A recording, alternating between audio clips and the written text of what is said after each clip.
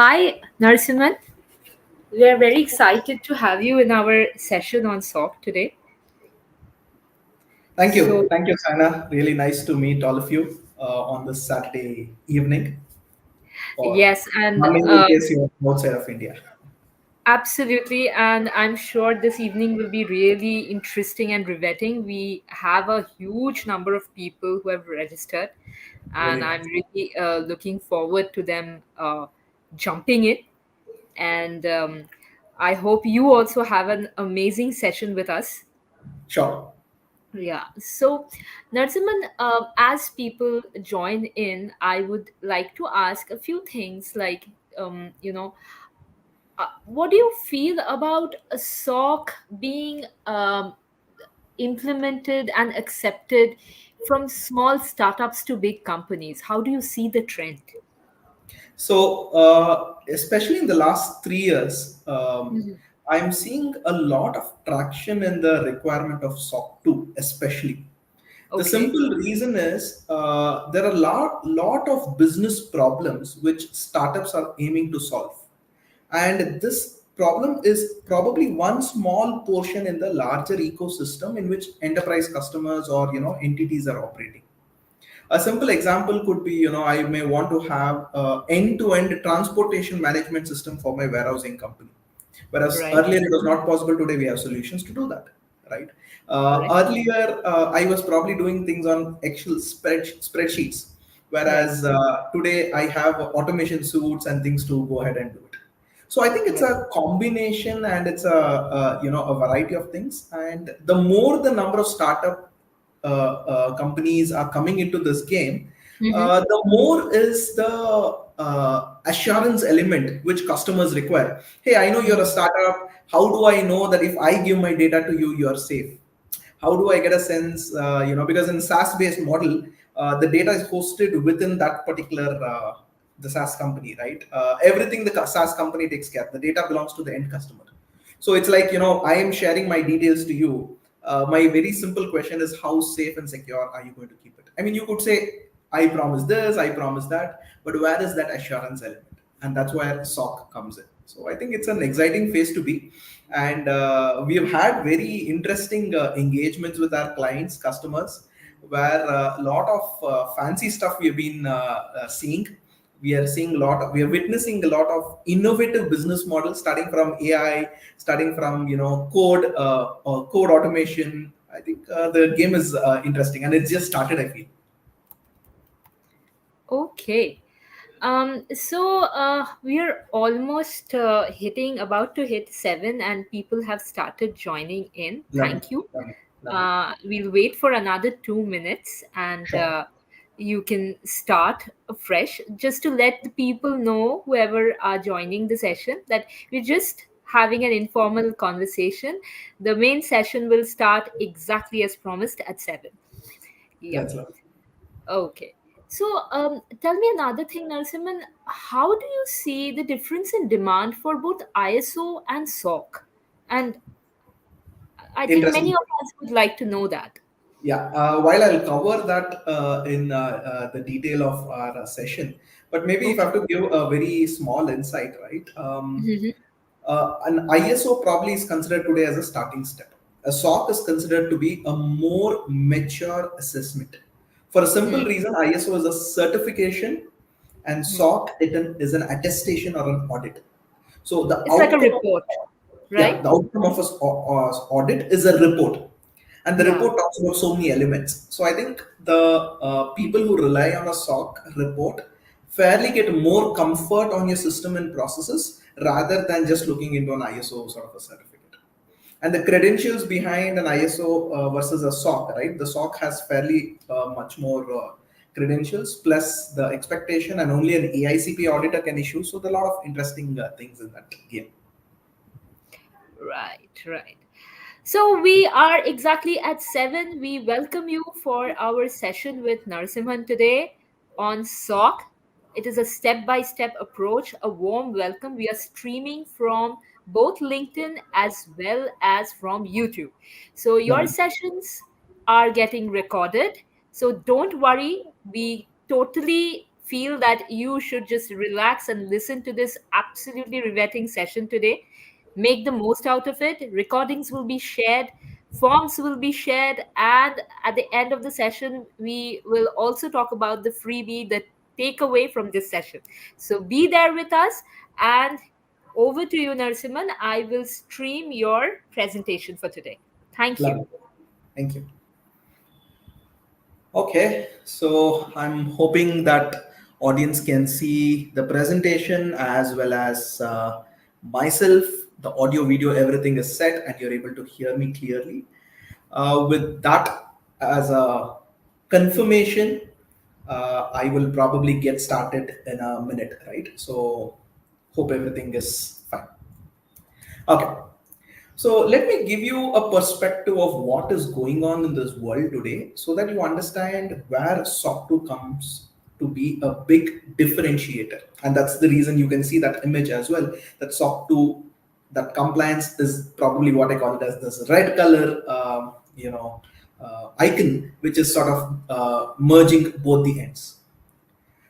Today, there are so many startups, or I will probably put it as technology companies, who are trying to solve different unique problems. And the interesting game in this is that I am trying to solve a problem by using some sort of a technology, and a customer is happy that you're trying to solve the problem and he wants to adopt to your solution. But the biggest challenge which a customer has in the traditional model versus the modern tech world is that, hey, you own up the tech, you own up the software, you own up the infrastructure, and you take care of everything. But you are having my data. And we all know that the value of data is something which is, unimaginable today, right? So if you have my data, how secure is my data? What are you doing with my data? Are you compliant with so many questions I come up with? Regulatory requirements, all of those. And then comes a very interesting question. If you are compliant with this, right? Then comes a very interesting question. How do I ensure, or how do I independently verify that you are compliant with it? Right? That's the big question. So imagine a simple scenario that you go to a pizza store, and sometimes the pizza store, while doing the billing, he's asking your mobile number. Some of you say, hey, I'll give it. Some of you are a little skeptical. Hey, what is he going to do with my mobile number? Right? And that's data for him, because he would probably use that for his analytical purposes, sending you promotional campaigns and a lot more things. Now comes the interesting question. What if he further sells my data? Or what if the data in his system is not secure? These are the questions which are running into our mind by just ordering one pizza. And by the time we think of all of this, the pizza comes and we just forget our thoughts, right? But look at an enterprise customer, an organization, a B2B player. There is so much of ambiguity, there's so much of confusion. And how do I make sure that, hey, the data is safe and secure?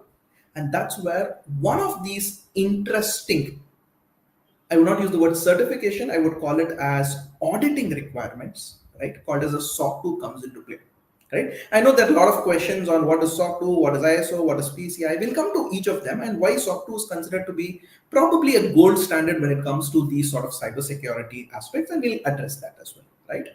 So before we get started, I'm Narsimhan from Ken & Co. We are a CPA firm domiciled in USA, Montana, and we are a CPA firm who can attest SOC reports, right? So that's the background and context, in addition to doing a lot of other fancy stuff which you see onto the screen. As I said, we are, our members, our colleagues, our players, our team members, our members have members with AICPA, ISACA, Institute of Internal Auditors, or we are IS 27001 lead auditors, basically having a sense of what digital risk is and technology risk is. We are domiciled even in India. We have a firm in Bangalore and entity established in Montana. Right. So that's a quick background about us, and of course, I'll take you through a few experiences and interesting challenges which we have come across. So a little bit of an animation to get started. I understand boring PPTs, but yeah, I will have some bit of text as well. But nevertheless, to get started, today you have a customer, right? And we call the customer in the SOC journey as a user entity. It's called as a user entity. Remember this word, right? In simple language, your customer today, right? He is outsourcing certain activities, or he's probably cloud sourcing, meaning he is he doesn't want to do certain activities and gives it to you as an organization, you, your company, or he believes that you have a solution which is hosted on the cloud, and therefore that solution can help solve his problem. And what could the solution be? Just a few examples. It could be he outsources payroll processing to you, or he can outsource an accounting or a bookkeeping service to you, or he may be a healthcare company. He or she is outsourcing claims, BPO processing services to you. Or it could also be something to do with, support, a ticketing software, right? Or a cloud hosted application or a SaaS solution, right? All of these, the user entity is outsourcing it to an organization like this. A simple use case is an organization wants to use an email service. Earlier, if I had to use an email service, the requirement was I need to have an email service or an email server into my ecosystem. Today, I don't even think we think about it, right? All that I do is purchase a domain, go to the DNS configuration, update my IP address, go to Google, right? Or go to Microsoft or Zoho, whomever you feel, link both of them and get started. Here is your email, right? But the sense is you as an organization are using the services which is mentioned on the right hand side of the image. So question is, how can I be sure that these service providers or these entities are having certain internal controls, or are taking care of safety, are taking care of security, are taking care of privacy, right? So one option is you ask that question to them. He or she will give an answer. We take your privacy seriously, we do not share this information, we do this, blah blah blah. But the question is that the real scenario? How does that work? And that is where you want a third party to give that a sort of an assurance. And that is not just you as an end customer. Your end customers' auditors could be asking this, right? Your end customers' customer could be asking this, or your internal users called as GRC, whatever, all those players could be asking it. So all of these folks require a comfort about how this entity, whatever your service, you've outsourced to, is probably going through it. In simple language, coming back to my use case, you as an organization want to get a comfort how Gmail is secure, right? So option one, you ask Google, and Google provide you certain policies pertaining to Google, right? Or option two, here it is, right? This player called as Google appoints a person called as a service auditor. And this service auditor issues a report called as a SOC 1, a SOC 2, or a SOC 3.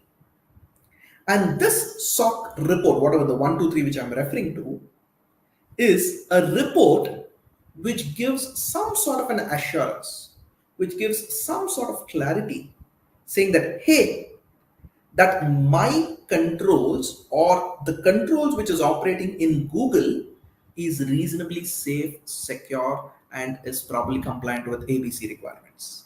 And who gets that comfort? The users of the report whom you see on the extreme left, right? These are probably, it could be the auditors of your company, it could be your customers, or it could be your internal stakeholders, right? So all of them, right? Of course, I'll give you a little more demystified example in the slides to come. So many of them ask, hey, SOC, I heard this word in cybersecurity, SOC, NOC, right? And here I'm looking about one more SOC. What is this?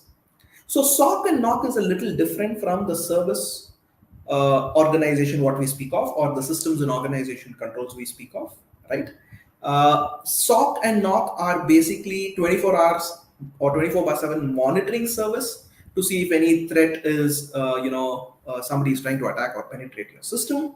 Whereas on the other end, we're talking about a SOC 1, SOC 2, SOC 3. This refers to service organization controls, right? In this entire example, the entities whom you see in these two curves, which is payroll, bookkeeping, healthcare support, these entities are referred to as service organization, right? On the left hand side, which could be your company which is wanting to achieve a SOC 2 compliance. On the left hand side, what you see is your customer, also referred to as user entity.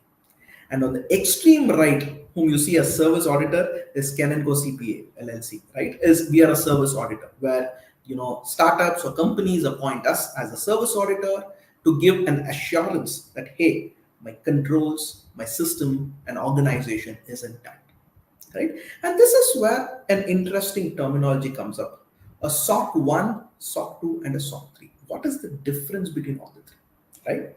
So, if you are doing activities relating to financial processing, we typically go for a report called as a SOC 1. If you are doing something to do with any other activity or non-financial activity, we normally go for a SOC 2, right? Where we are going a little more broader and in depth. Of course, I'll cover the differences in the slides to come, right? But that's the perspective which you need to have. And just to give a quick recap of the slide, A, you are a company who's providing services to other clients, a typical B2B scenario, or maybe even a B2C scenario.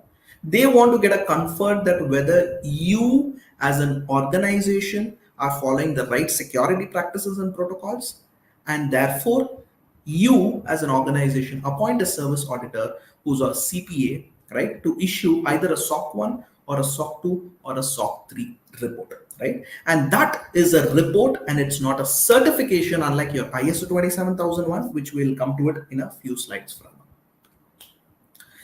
Okay. Many of them presume that SOC stands for Service Organization Controls, right? The answer is no. This was the definition very many years back. Later on, the AICPA, which is the competent authority here, they modified SOC to mention a system and organization controls. It's basically a audit report. I repeat the words, hear me out clearly. It's an audit report issued by only a CPA firm, right? Of course, a firm can also be an individual entity. We'll come to that a little later. Issued by a CPA firm, which gives an opinion about two things: the controls operating in the service provider. And who is the service provider in this context? I told you, service organization, right? Which is your company. And this opinion is on two things: it's on a design and operating effectiveness. I repeat, it's on a design and operating effectiveness. What is the difference between a design and operating effectiveness? Hang on, we'll go one step at a time, right? The precursor to this is what happened in the Sarbanes-Oxley Act 2002, right? A lot of public companies were responsible for maintaining an effective system of internal controls. And they said, hey, if you are a public company, which means you're a listed company, you are now outsourcing certain activities to ABC, make sure that ABC is also having a proper set of internal controls. And what is an internal control? In a layman's language, a simple mechanism to ensure that something is prevented before it goes wrong, right? That's as simple as that. Now, these internal control reports give an assurance to whoever is the user, that the risk within you is sort of taken care, right? But fast forward in 2023, right, and over a point of this last couple of decades, we have noticed that there are a lot more non-financial activities also which is outsourced.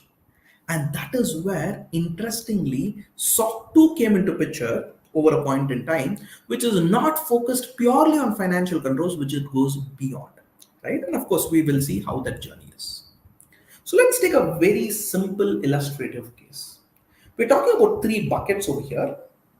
The extreme left bucket is your customer.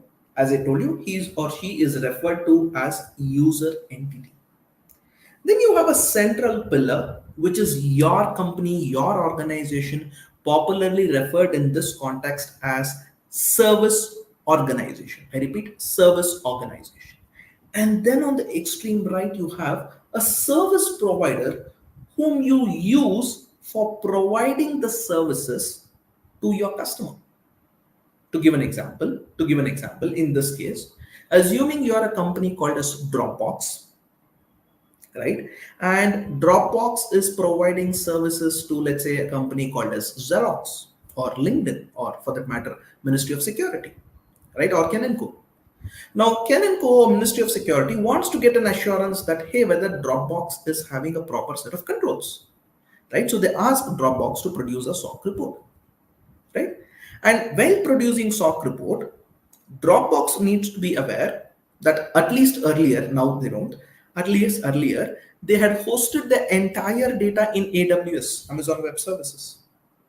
So they host the data in AWS, whereas the application is pertaining to Dropbox, and the users are Ministry of Security, Ken & Co, Microsoft, LinkedIn, whoever it is, right? That's the context in which we are talking of, right? I hope this is making you very clear, right? So when you look into your organization, very important, when you look into your organization, that is where the scope of SOC 2 is, right? Which means we are saying, hey, Dropbox wants to go for a SOC 2 report or a SOC 2 audit. Don't use the word SOC 2 certification. We rather use the word SOC 2 audit, right? So that's the wording. Now, while using the SOC 2 report, right, this is the scope of your audit. Understand one very important thing. Dropbox uses certain services provided by Amazon, and Amazon in this case is referred to as sub-service organization. I repeat, sub-service organization. That means it is not only you who have to work effectively, Amazon also has to work effectively so that your services to the user entity, which is Microsoft, Ministry of Security, Ken & Co, is successful, right? That's the context.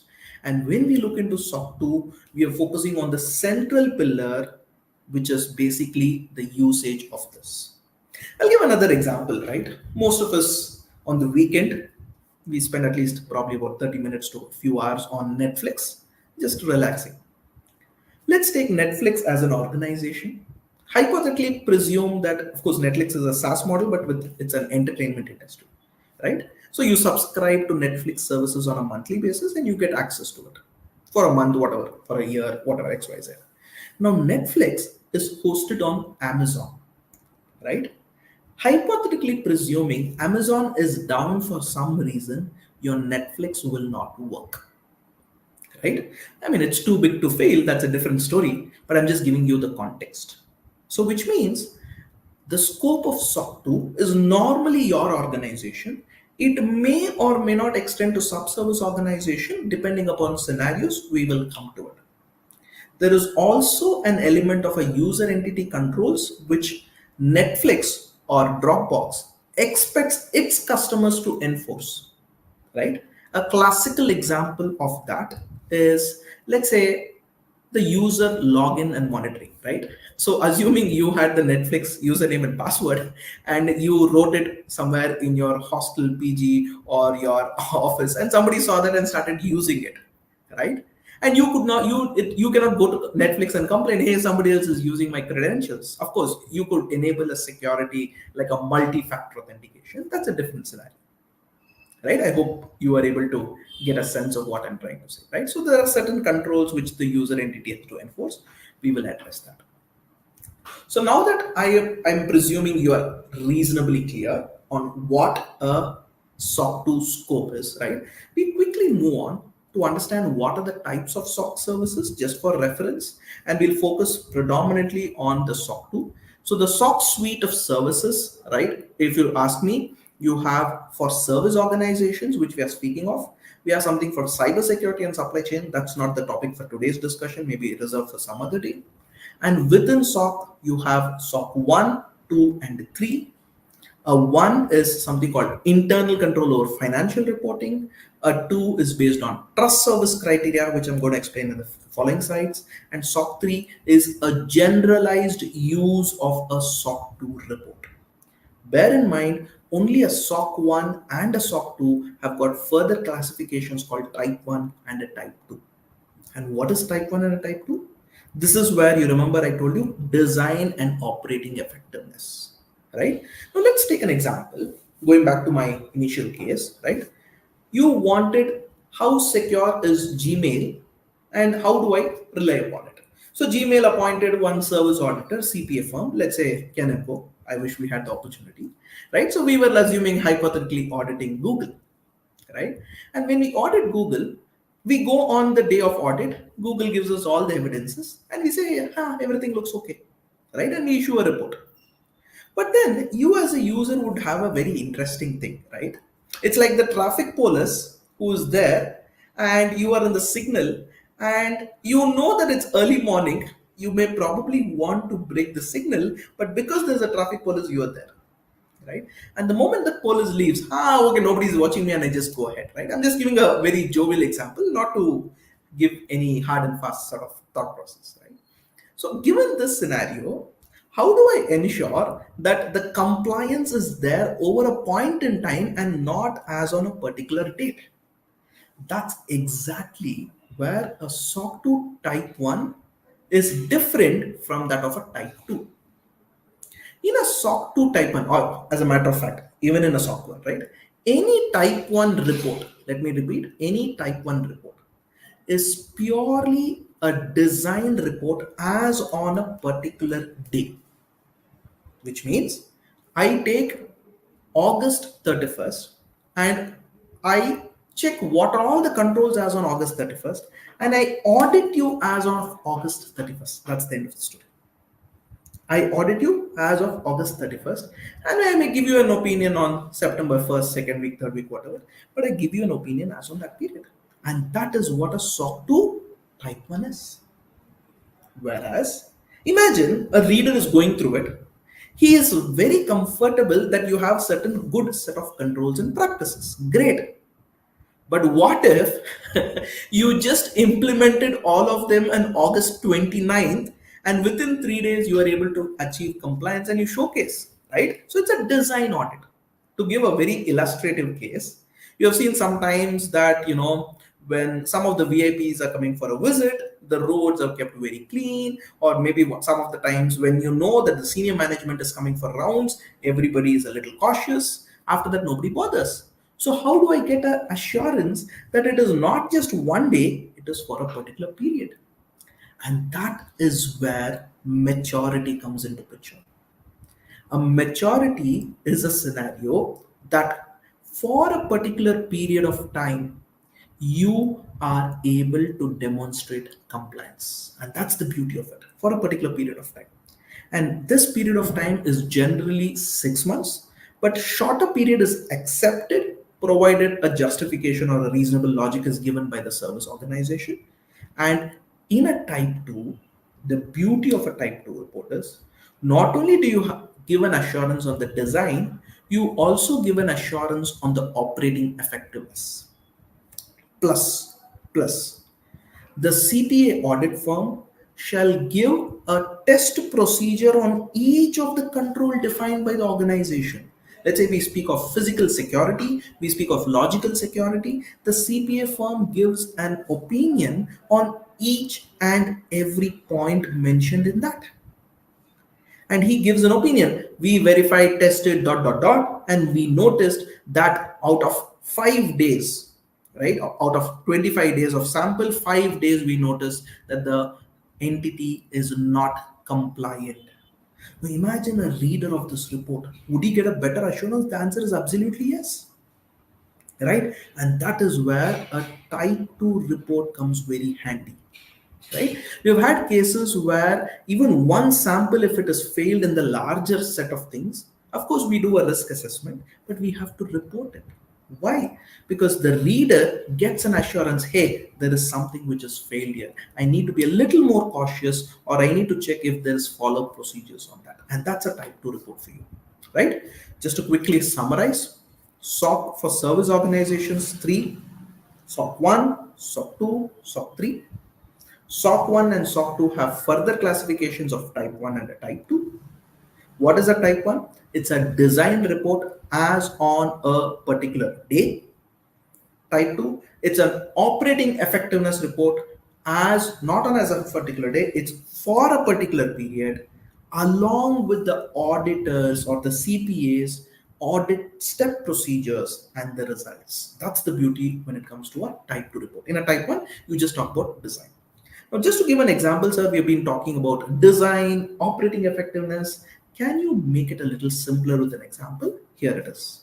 Let's say you are using a GitHub repository and you are having a branch where you're making a change and you want to commit that change to a production environment, right? Which is a typical DevOps process or code committing process, which most of you do.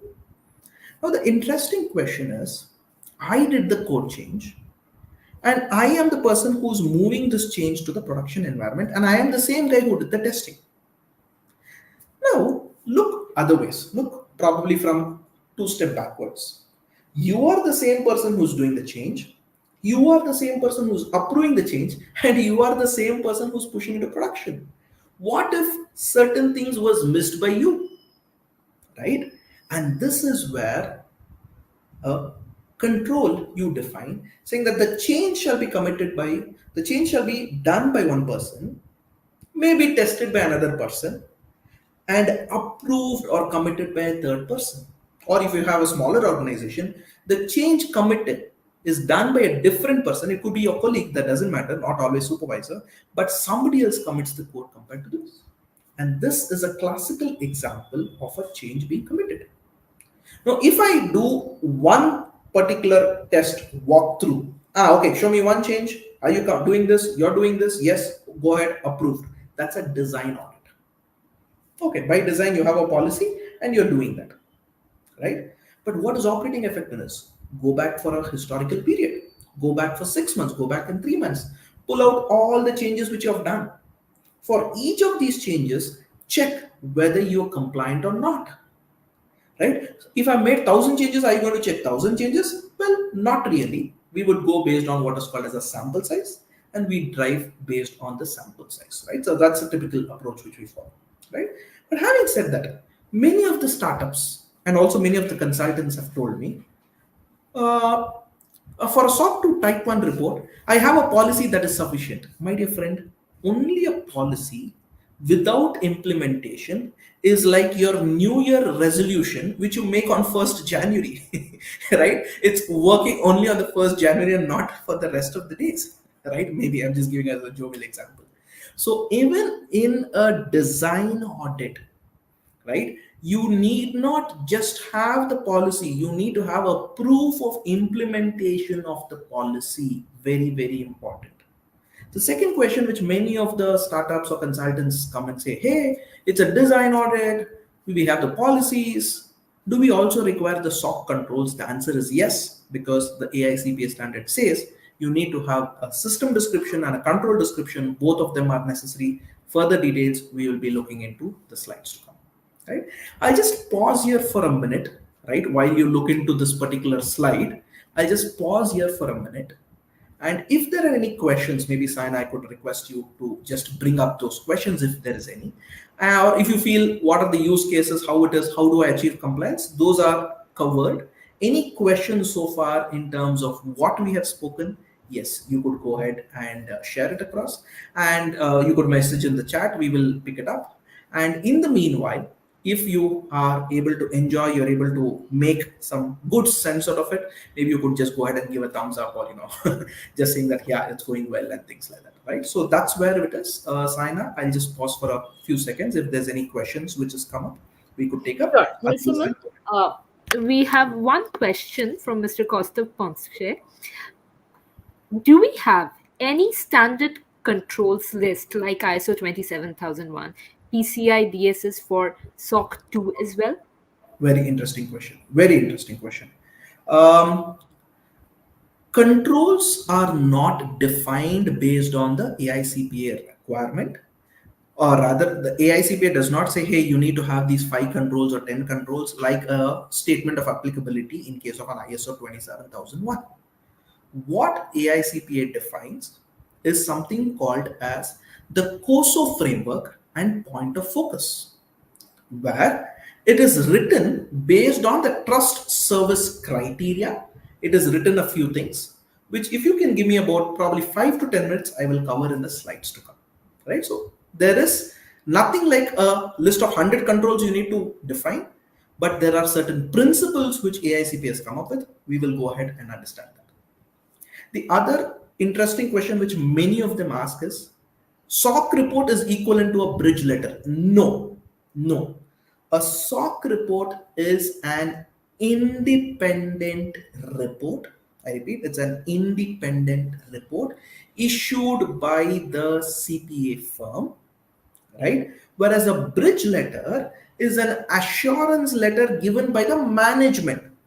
And generally, bridge letters are given when your SOC 2 report is still in progress, or let's say your last SOC 2 report was of December or September 2023 or 22, and let's say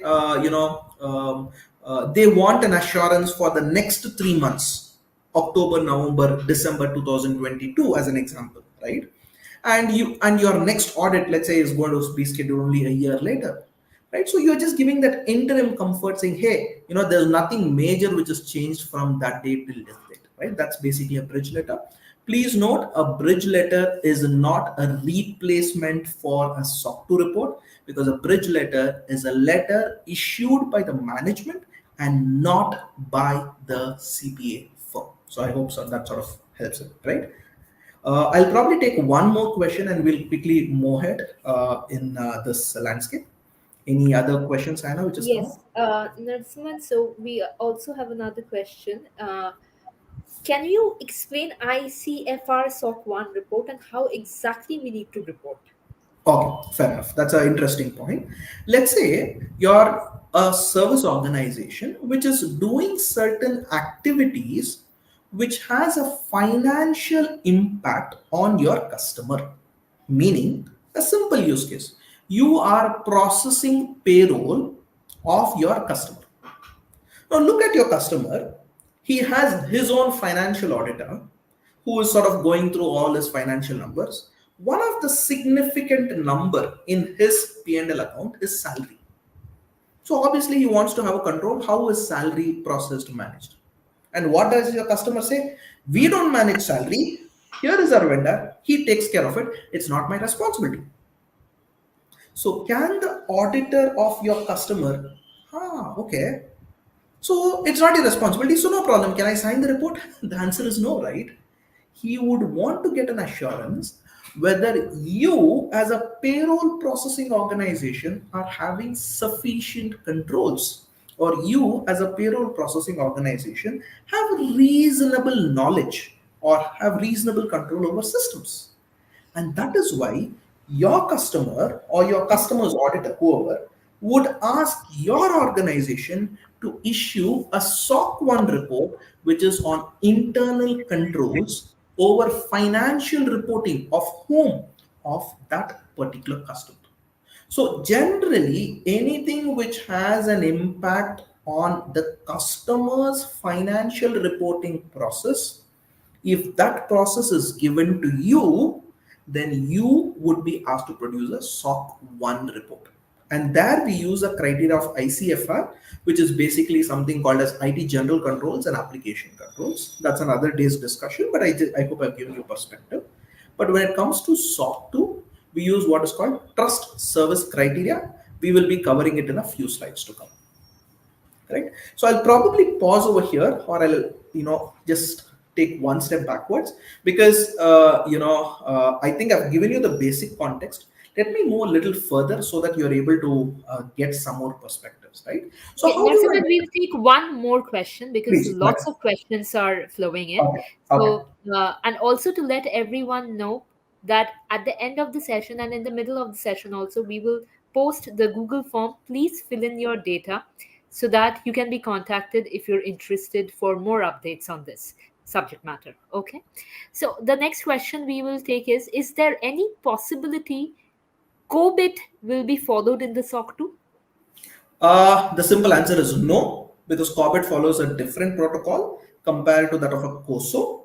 So the entire SOC is based on the COSO framework. While I understand between COSO and COBIT there is some bit of a mapping, but the simple answer is no. COSO is pure. SOC is purely based on the COSO framework.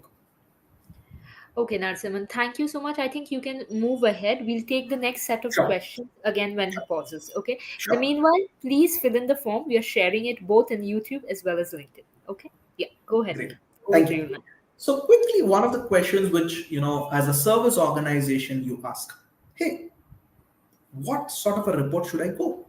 As I said, if your report, that is the SOC report, is used by your customer and their auditor for the purpose of their financial reporting, it's SOC 1.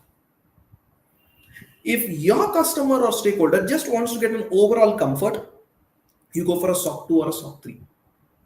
But if your customer wants to understand the detailed processing elements, the controls, and how the auditor is tested that, the gold standard is only SOC 2, and within that SOC 2, type 2.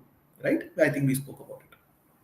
So now that we've got some insights of this entire game of a SOC 1, SOC 2, SOC 3, right? Of course, SOC 3 is a generic use report. I would probably say an extracted version of SOC 2 is a SOC 3, and that's how it is, right? Coming back. Now, if I have to go give you some more insights into SOC 2, right? How does it work? The very first question is, what is this trust service criteria? What am I audited against? What am I subject to, or what is it that I have to showcase? Because security is a very, very vast word, right? I could have antivirus software and say I'm secure, right? I could have a firewall and say I could be secure, right? So, what are we talking of, right? What are we talking of? So first and foremost, in SOC 2, we have what is called as the trust service criteria. And the trust service criteria is based on 5 broad principles. And what are these principles? The first and the most common is security, also called as common criteria, CC, right? This talks about a lot of requirements from a security perspective, from a governance perspective, from a logical access, a physical access security, from a network, right? A lot of those things are spoken in this particular principle. The second principle is on the availability. That means, is your product or your service available at the required, or that means there is no unauthorized hampering of your solution, right? There is nothing like a denial of a service attack. There is a disaster recovery system in place, right? So that's where we focus on the availability. And then the third most common thing is confidentiality. That is whether the data what I'm sending it to you, is it confidential? Things like encryption, things like access, things like firewall, all of those comes into picture. So these three are the most common, and if you see any of these larger companies, including the likes of Google, Microsoft, Amazon, they go only for these three criteria, right? For reasons best known to them. The next interesting criteria, which you could probably consider, is processing integrity. A processing integrity refers to a scenario where the quality of processing of your data comes into picture. And this is normally applicable when the customer gives you an input, you process and give an output. Right? Example, the customer gives you raw transactions, you are processing and giving some analyzing results and a dashboard and other things. That's where a processing integrity can come into play. Right? So that's processing integrity. And then when you come into privacy, I think today we all know that this is the new kid in the entire block of security, right? Of course, security and privacy are two different things, probably two faces of a same coin, right? An example is, I could have your information in my pizza example, right? If you recollect, I could have your contact number safely secure, but I could keep on sending you messages and calling you, right? So security is taken care, but privacy is not taken care. So privacy is more to do with how we are talking about your rights, your privacy policy, and other elements. And as a service organization, you have the liberty to choose any 5 of them, or any one of them, or all of them. That's your choice. But security is mandatory, which means if you want to go to SOC 2, security becomes mandatory. The rest of the four, you decide based on contractual clauses, based on commitments, whatever is the scenario, you go ahead and define based on that, right? So that's the principal criteria. But the next question, many of them ask, hey, you're saying that ISO standard has controls, Corbett has some requirements. Does COSO framework have they given any of them? The answer is yes. They have given based on what is called as total trust service criteria. The main principle is security, availability, confidentiality, PI, processing entity, and privacy. Each of them begins with the first letter. So or domains relating to A starts with availability. A dot, it will say A dot 1, A dot 2. Confidentiality will be C1, C2, C3. Processing entity will be PI1, PI2, PI3. Privacy will be P1, P2, P3. And security will be CC1, CC2, and CC3. So there is a list of this trust service criteria which you notice over here, and that's basically what we are referring to. On the right hand side, each of this trust service criteria is further bifurcated into point of focus, right? Please note, I did not use the word control, I've used the word point of focus, which means I could have one trust service criteria to give an assurance on the trust service criteria. I may have 4 point of focus. I'll cover that. Just hang on, stick on to it. I know it's some bit of time, but I think I'm taking you logically step by step. Hope you will able to appreciate it, right? So 33 odd service criteria, of which 214 point of focus. And look on the other side. Privacy has 18 odd criterias and 51 point of focus, right? And all of this is based on the 2017 standard.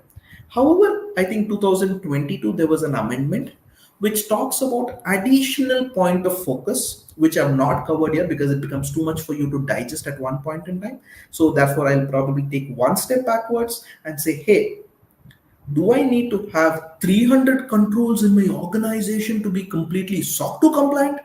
Not necessary. You define 100 controls, 15 controls, 25 controls. That is not a matter of consideration. But those 100 controls should meet your 302 point of focus, which if you are going for all the five criteria. If you're going only for security criteria, even if you have defined 100 controls or 60 controls, 50 controls, those 50 controls should meet the 214 criteria requirements. That's basically the essence.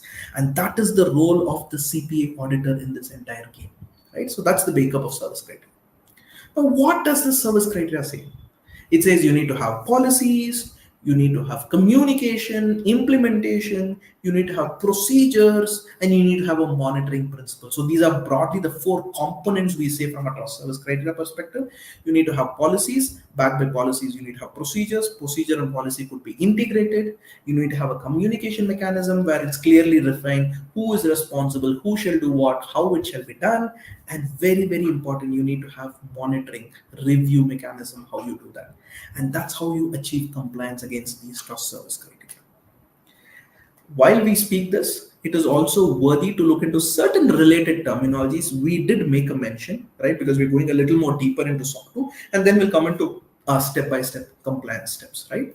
So first, I think we spoke of sub-service organization. In my example, Amazon was providing services to Dropbox or Netflix. So Amazon is treated as a sub-service organization, right? A service organization used by another service organization.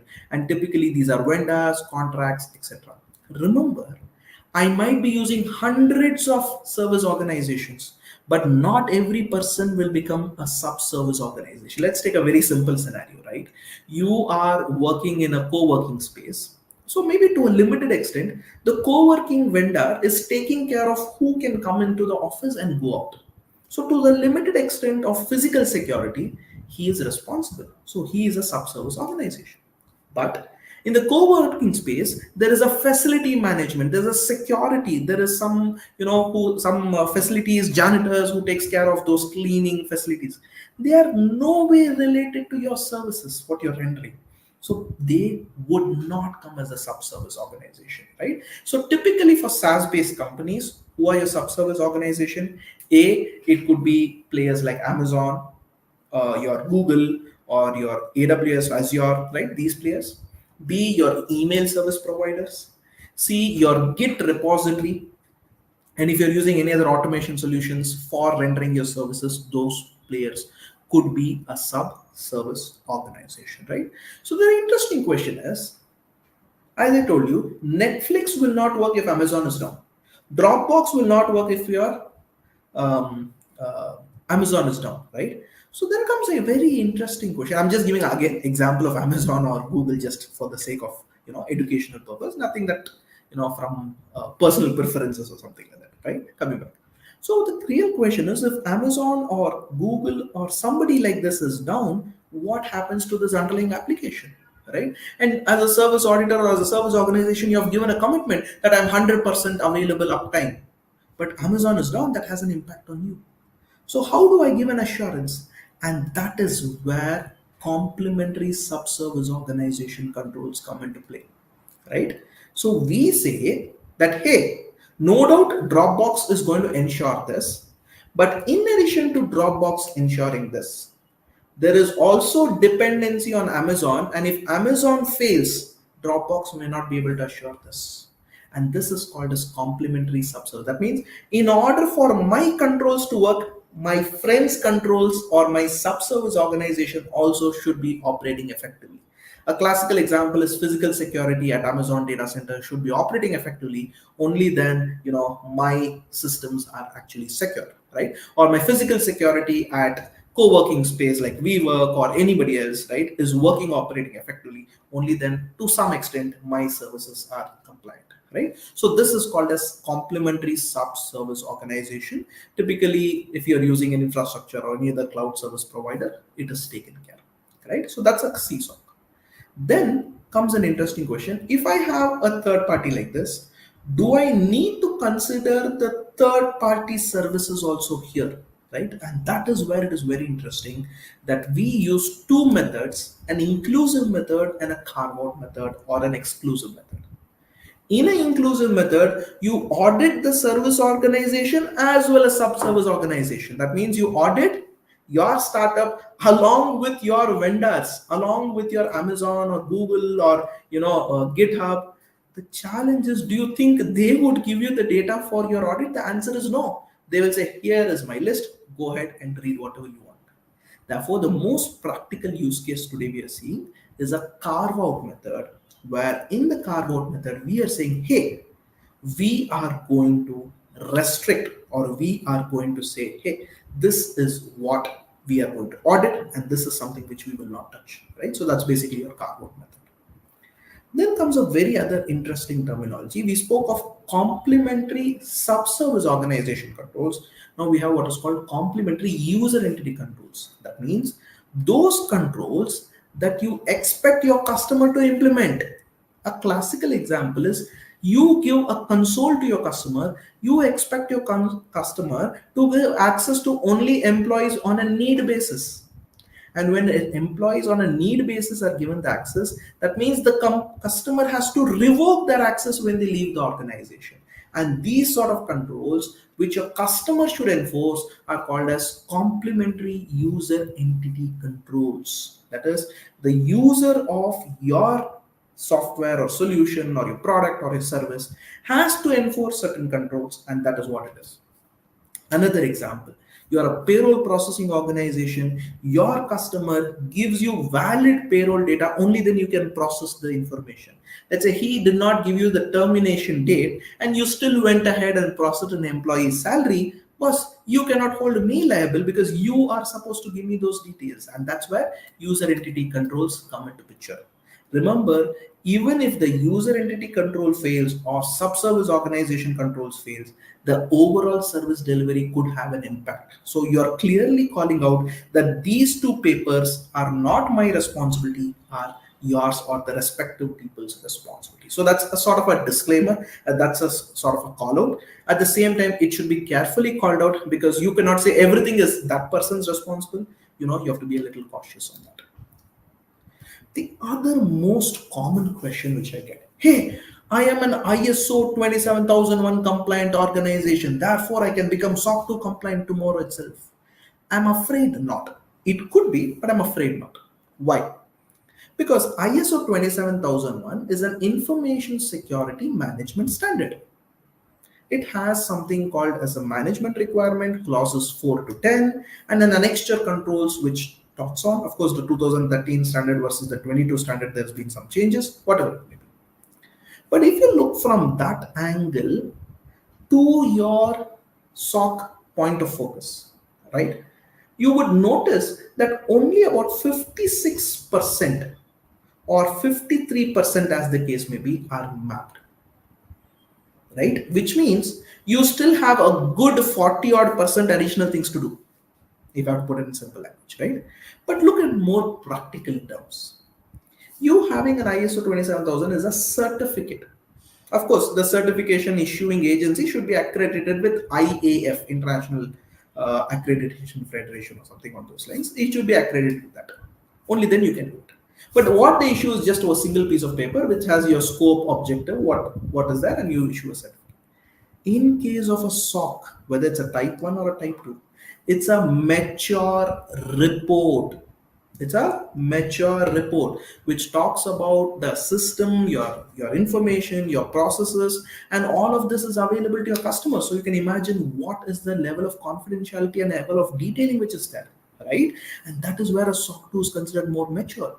Furthermore, a type 2 is way more mature than a type 1, because you're talking about operating effectiveness, and B, you're talking about auditors test procedures, right? And that's basically how it is done. And this is again general mapping given by the AICPA framework. This keeps on maturing. The 2022 standard mapping framework is not given by the AICPA. Probably, over a point of time, you will get that. So I hope I've clarified the air on 27001 versus probably SOC 2. Next, a few most common questions which I keep getting.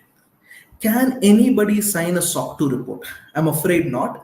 Only a CPA with a valid license can sign. And how do I verify whether he's a CPA or not? Very simple. Take your CPA's details, go to this website called cpaverify.org, type the details, you can verify whether the CPA is valid or not. As simple as that. cpaverify.org. You could go there and check whether you could go. He's a competent person to sign it or not. Also, you also need to check with the board. So in India, like how we have the Indian country as a national and states have certain powers. Similarly, in US, you need to register with a state board, let's say Arizona, or let's say Delaware, or Montana, Washington. So you need to register with a particular state. When you register with a particular state, the state, when I say you, I'm talking about the CPA, right? Sorry, beg your pardon. The CPA has to be registered on a particular state board, and only in such cases, right, you would be eligible to issue a report. The state board may have restrictions that the CPA who's signing from this state can attest only companies operating from here, or the CPA who is registered with the state can attest only companies who are outside of the state and not within the state without a registration. So there could be a lot of requirements. So please be a little careful with that. Next, one of the very popular question. I need SOC 2 only for a product or only for a process instead of a whole company. The answer is yes, but you have to design certain things accordingly. And I'm afraid whether fully we'll be able to accomplish and do justice, because there are certain things which you have to adhere at an overall perspective, because there are certain things from a governance angle, right? So when it is only a governance angle, you cannot say only the governance is there for this particular department, other departments is not there, or policies are there only for this particular department and not there for the department. So that becomes a little challenging, but doable for a short period of time. Longer point may be very difficult. Very interesting question. Can an Indian chartered accountant sign a SOC report? No, the answer is no. He cannot sign. Full stop. Indian chartered accountant can only sign under SAE 3402 under the Indian CA regulations, which is equivalent to a SOC 1. There is no SOC 2 equivalent under the SAE 3402. Only the AICPA standard has that. Can a CISA sign a SOC report, or can a cybersecurity, CISSP, all these people can sign? The answer is simply no. They can do all your assessment, implementation support, etc. Only a CPA with a license can sign it, right? Interesting question. What is the difference between a firm and an individual CPA? So again, as I said, some of the firms or some of the state board says only a CPA firm can sign, right? And firm gives more accountability, more sense of assurance, right? So that's why we are a Kenenco CPA LLC. So we are limited liability corporation set up in Montana, the US, right? Set up as a firm, right? And probably in our path of getting our, our peer review also done to give more credibility, right, in terms of the processes to our customers to say, hey, we meet your requirements more than what you have an element of doubt, right? Let's quickly move on. Narsimhan, in this context, I have a very interesting question. People have the general curiosity that why a CPA? He is coming from a financial background, and how does he have got to do anything with information security?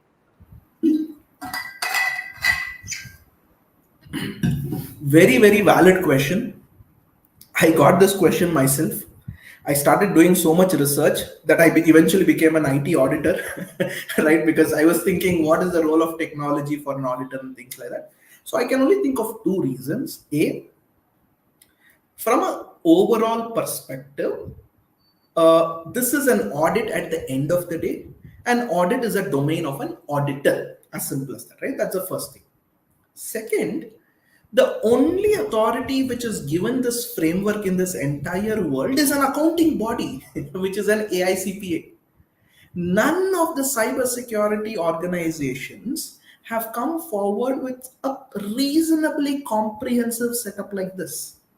And bear in mind, you could say, hey, we have ISACA, we have Cloud Security Alliance, we have A, B, C, we have CISSP. Great.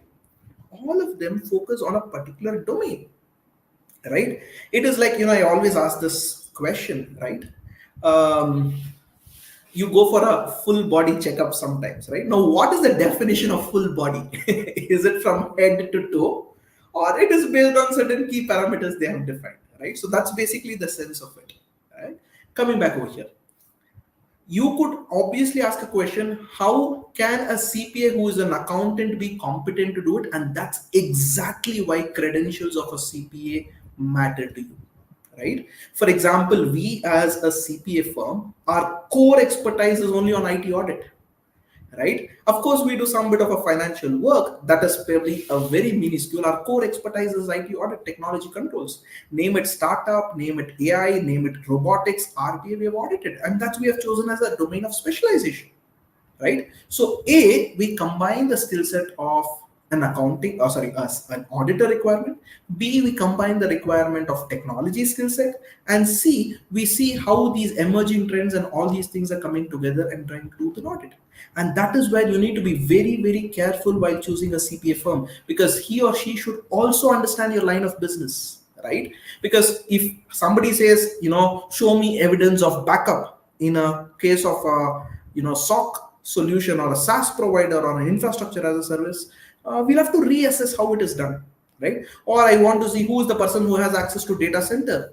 In today's world of Microsoft, Google, right, where we have completely cloud sourced everything, literally physical security is no longer my forte. It's no longer my baby. The entire focus is on our friends like Amazon, Google, right? So I think to some extent I've tried to answer the question. It is A, based on the guideline which we spoke of, which is your AI CPA requirements, which is recognized SSAE 18 as a standard under which the SOC report comes under. And because this comes from an AI CPA, only the CPA can attest it. It's another matter the CPA can have additional expertise, right? For example, we have that skill set, or he could have team members who have that sort of an expertise. Both of them are sort of possible.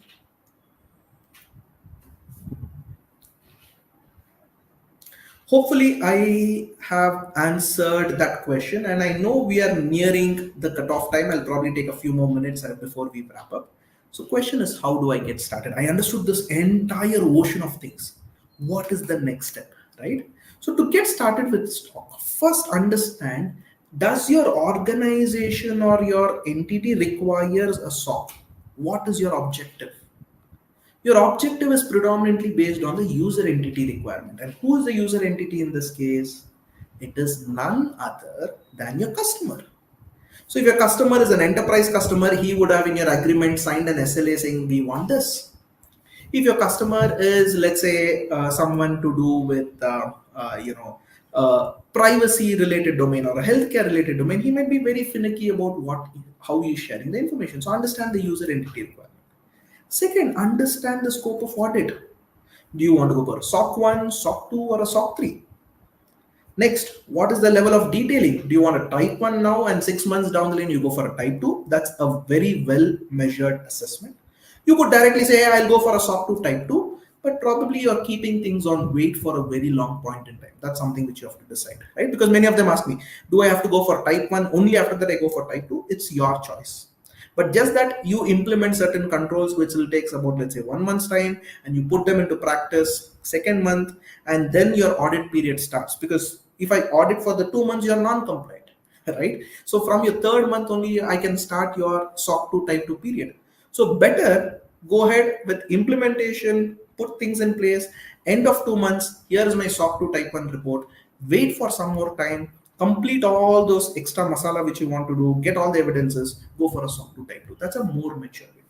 I've also seen an interesting trend which is taking place where some of them go for ISO 27001 and then after 3 months to 6 months go for a type 2. It is okay, but please bear in mind the gap between an ISO 27001 and a SOC, right? The requirements obviously are a little different. Now, what are the trust service criteria we need to cover? Security is mandatory, the rest of them is your choice. I think we spoke about. Then also look into it that do you have any regulatory compliance, any concerns, any requirement? You might be operating in a healthcare industry, you may be operating in a privacy domain, GDPR, all of those. So understand from a user entity, because that should also transition within this. And next, you need to do a readiness assessment, right? And this is basically where you decide whether what you have, what you don't have, are you good to go. While you do this, you also start drafting policies, right? Policy, procedures, practices, start putting them, right? And these policies need not be 100 odd pages. You could just have 2 to 3 odd pages on every setup, and that's more than sufficient. The most common policies being your information security policy, access policy, acceptable usage policy, change management policy, HR practices. Those essential things become very basic. And today we are in an era of a chat GPT, right? You go ask chat GPT, it'll give you all those policy content. So I don't think you require so much. But yes, make sure that it's simple and comprehensive so that you're able to adopt it, right? And very, very important, you need to prepare these two mandatory documents. I'll give you a quick perspective of this.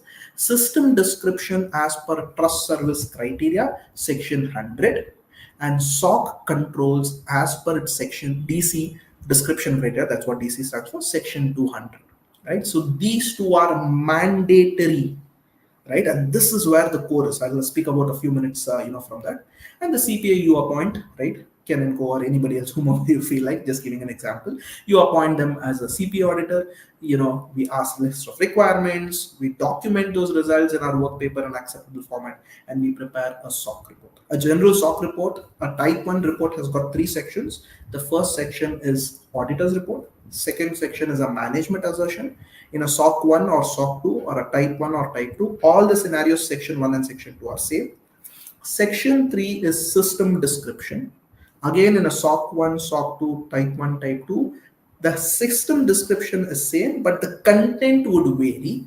If it is a SOC 1, the requirements will slightly vary. SOC 2, the requirements has to be based on system description, TSP section 100. What is required? I'll just cover it in the next slide. And then comes very important SOC controls. You remember we spoke of point of focus, 302 odd point of focus. That has to be translated into controls. For example, your entity is ABC. ABC has a background verification process for all employees, consultants, joining my organization. That's a control, right? Or you could say there is a code of conduct policy. Every change committed in GitHub is subject to an independent peer verification. That's an example of the system description and the control description. I hope you're able to get that. Sorry, that's an example of a control description. And that control description is based on DC section 200. I hope that's clear. And of course, the CPA does this audit, right? So how does this look like?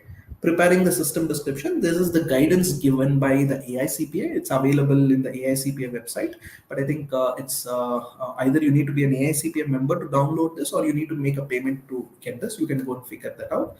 DC section 200, which talks about the description criteria. But what I've done is I've tried to summarize this entire thing into a slide. Right? It talks broadly about 9 to 10 odd things, and this is purely textual information where DC1 says basically overview about you. What is the nature of services you provide? Are you a data controller or processor? Your address, your department, your product overview. Basically all about you. So that a reader gets a sense, oh, this is what ABC company does. Second is a very, very important thing, principal service commitments and system requirements. Right? This is basically what are you as an organization committing to the end customer. You could be committing that we are available 99.9%, right? Something like Dettol or Liboy does, right? Or you could say that all my personal information is encrypted. That's your commitment. You are following a password, SHA 256 algorithm, whatever. Your commitments come up there, right? Please bear in mind, whatever you committed, you are being audited, right? First. Second, what are your system requirements? You can talk about your system workflow, your overview, your data flow diagram, just that, somebody is reading, he gets that.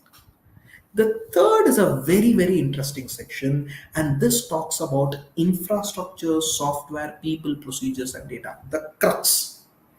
This is where I get to know how your system works, right? You may have a cloud model which is hosted on the customer's cloud. You can have it in your own cloud, multi-tenant, single tenant. So many models are there, right? So infrastructure, you could have it something hosted in a data center. We do not know the software which you actually are. What are the softwares you're using, right? How is your people, your org structure?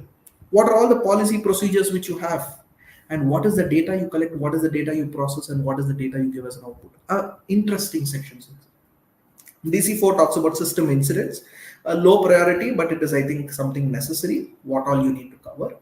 And then you have DC5, what is the trust service criteria you are going to choose, and what are the controls against that, right? Of course, these sections you can interchange and present, but this has to be there.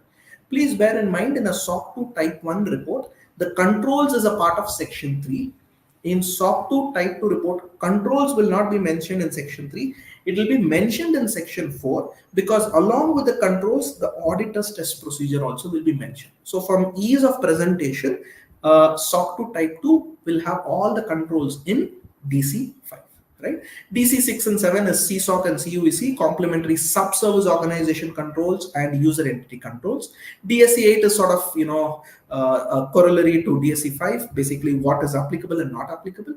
And DC 9 is more to do with significant changes which has taken place, right? So these are probably, you can say, the 9 things which has to be covered. Is there a format and template? You can Google it, you will get some information relating to this, right? And of course, in our playbook, we will be sharing some sort of an indicator scenario about this, which we will address it in the days to come. Next, preparing the control description. What is to be there in the control description? And this is based on TSP section 100. And this is what it is, an example. And this is how your controls are defined. COSO principle 1. I remember I told you CC 1.1. This is how it is. The entity demonstrate integrity and ethical value commitment. And what is the expectation of the standard? Here is the expectation. There should be a tone at the top. Meaning, there should be a policy or a board of directors or a governance mechanism which say, I am adhering to this. Next, you have a code of conduct or a standards of conduct, right? And you adhere to the standards of conduct. Now, this is where you could merge the requirement 2 and requirement 3 to one control. ABC organization has established a code of conduct, which is every individual has to agree to at the time of joining the organization. Violations, if any, are periodically monitored. So this control takes care of requirement 2 and 3, and this is what I'm referring to as combining controls. So don't think I need to have 300 requirements. No, I could just have 80 to 100 odd requirements. In fact, we have developed a SOC framework which we use for our customers, around 80 to 100 odd requirements. And I would say about 90 to 95% of the criteria we're able to meet. Some deviation would be there. So we define some extra controls for that, right? Coming back, addresses deviations in timely manner. I think that is also related to standard of conduct, right? You can merge that. Interesting. Considers contractors, vendor employees in demonstrating commitment. Here it is. You can talk about independence. You can talk about how you are getting the NDA signed. You can talk about a code of conduct applicable to employees and vendors. All of them relating to the principle one: demonstrate commitment, integrity, and ethical values. Right. Let's take another example. The board of directors demonstrate independence from management. So here we're talking about the board of directors and governance. So those who are responsible for day-to-day operations and those who are responsible for governance, there is a line. There is a small thin, right? And that's basically what we are talking of. So the board of directors identifies and accepts oversight responsibility. There is some sort of an expertise that they have. They are able to operate independently, right? And there is some sort of a complementary services to the board's expertise. So that is basically an example how you can run. Now, if you ask me, the CC 1.1 and 1.2, you could probably just define 3 or 4 controls and be compliant with it. And that's exactly the job of a consultant which you get started. And once you're done with that, you keep on going and the ball keeps on running, right? So this is just an illustrative example. I cannot take you through the entire DC section 200, but I think I gave you a perspective as to how you need to go about it. Probably a couple of last slides before we wrap up. Some key consideration: do I need to get a consultant to get started? Ideally yes, because the requirements are a little complex. So my sense is that yes, get somebody who has that expertise to reach out. Can I define the system descriptions controls by myself? You could give it a try, but the only question is, will the CPA accept it, right? Because you need to ensure comprehensiveness. And the last, do I use a lot of fancy automation platforms which are available today? That's your call, right? Because there is a fee which you pay for the platform and there is a CP audit fee. While I understand that it may be easier for you, but there are of course some challenges in sort of implementing. And the platforms work only based on a predetermined set of applications. Say for example, you're not using a GitHub, you're using some other repository, or you have your own Git or your own service code repository which are hosted in-house, right? It may not probably work, right? I'm just giving an example. So you'll have to look into those things from that angle. So automation, cost of CPA, and are you going to continue with that? What if tomorrow that service provider or an organization shut shop, and where will you have to go? So these are interesting questions which you should probably have. But having said that, I think these are some things which you have to take care, right? So what is our approach? Probably in a nutshell, I'll just give you. We typically follow a 3-step approach. Try to do what is called as a gap assessment, and once you are done the gap assessment, help you out in some bit of implementation, and there is an element of external audit. Bear in mind, if we are acting as an external auditor, we normally don't do phase 1 and phase 2. We have third party associates through whom we do it, or they do it and we sort of just give them a guidance, because a CPA firm shall not be involved in this. But having said that, we give you the overall end to end the game over here, where we can help you out with that, right? So that's basically a typical approach. And from a timeline perspective, this is just to give an indicative sense, and it need not be the actual scenario. It could depend, but this is just for you to get an idea that if I'm starting now and I want to go for a SOC 2 type 1, I would say at least a bare minimum is 2 to 3 months. And if you're talking about SOC 2 type 2, depends on whether you want a 3-month audit or a 6-month audit. If it's a 3-month audit, your total avenue will be 6 months.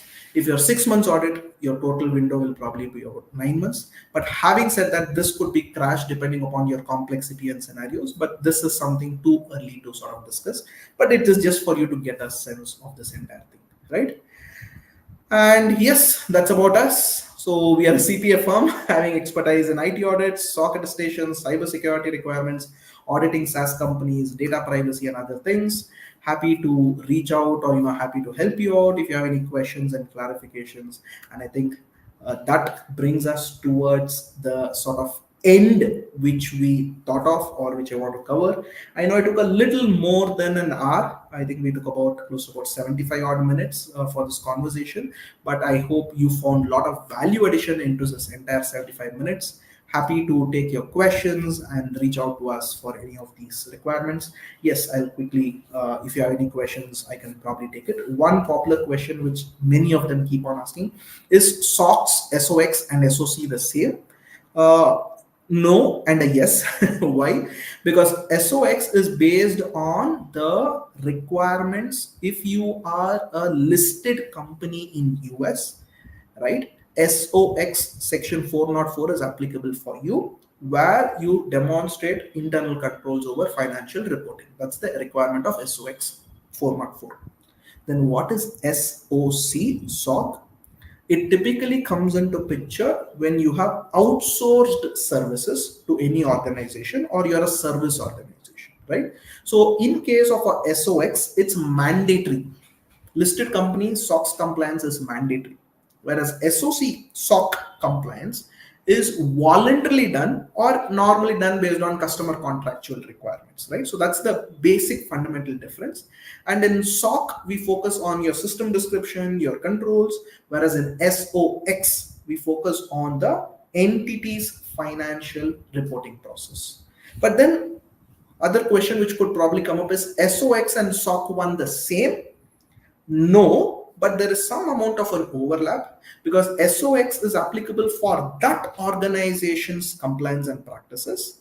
And if that organization has outsourced certain activities to your organization, for you, that outsourced organization will ask you for a SOC 1, right? I repeat it. So, assuming XY is Microsoft, which is a listed company, has outsourced certain activities, payroll processing, to your company, Microsoft will be SOX compliant, right? And Microsoft, in this case, their auditors want to get an assurance on the payroll processing, which is done by you. So they will ask you to provide a SOC 1 report.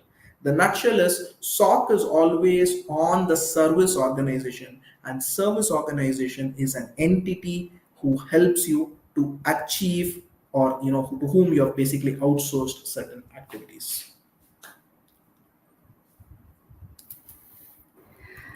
Sorry, Thank does you, that Narsi. help? I have been helpful, hopefully, in giving you some perspectives. Yes, absolutely, Narsiman. I think you have covered most of the questions. I'll just take up one from Joseph Benedict, who says, "Do I need to implement all the TSC before I can get certified?" Okay, A, do not call SOC as a certification, it's an audit, as I told you. B, TSC is purely your optional.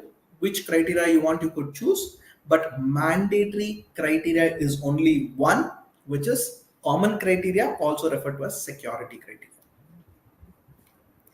Okay. Next is from Kunal, who says, "What will be the sampling size, population size of samples while testing? For example, what will be the percentage of samples to be taken for incident tickets in the audit period of SOC 2?" Interesting question. This is purely based on risk. So the general sampling methodology, we follow the sampling standard, which is given by AICP and which is sort of universally accepted by the global standards. It is based on risk of material misstatement. If the risk of material misstatement combined with the frequency of a control. So if a frequency of a control is quarterly, let's say an access review is done quarterly, and the risk of misstatement is low, we take 2 samples. If the frequency of control is quarterly and the risk of misstatement is high, we take 3 samples, right? That's just one example. You could have a control which is operating daily. You could have a control which is operating weekly. You could have a control which is operating as and when required. Like, for example, only when the employee joins the organization, I may do it. In all those cases, we see the overall population. From the population, we decide normally the size, but generally the highest size would be 60 samples, the highest, but that is for an annual audit. If you're doing a 6 months, obviously reduce it by 50%, but that's on the higher side. A low risk generally would be anywhere between 10 to 50. That's basically how it is considered. Again, there's no one answer which fits all, depending upon a case by case. We will take another one. Will SOC 1 compliance be sufficient to fulfill CSAE 3416 requirements? 3416, I am not too sure whether it meets the requirement, but SSAE 18, SSA 3402, you can definitely meet that. 3416, if it is relating to outsourced country operations, then yes. The only difference is, I think, CSAE, I think, is based on Canada requirements.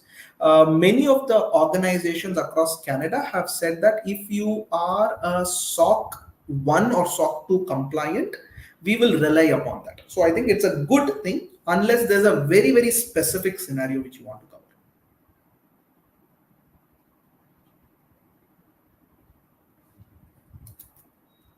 I think, Narsiman, it went past our time. That's all because it was a very, very engaging session. People are pouring in their compliments. I should let you know that it has Thank been an you. amazing session. Thank To you. all the others, fret not, the recordings will be available and it will be shared in the comment section of this event in LinkedIn. And you can also subscribe to Ministry of Security's page in LinkedIn as well as YouTube. You will find the webinar there. So the recordings will be there. So please fill in the Google form because it seems you are really interested to have more updates from Narsimhan and team. So please fill up the form and you are there with us. Thank you. Thank you so much for everyone. And from the whole team of Ministry of Security, Narsimhan, thank you so much for the lovely session. Thank you so much. All of you have a great weekend ahead and hope I've added a lot of inputs into your curious mind. Thank you. Be in touch. Take care. Happy weekend. Happy weekend and a very happy Ganesh Chaturthi, which is approaching. So, really good, amazing festive time to all of you. Thank you. Thank you. Thank Take you care. for attending the session.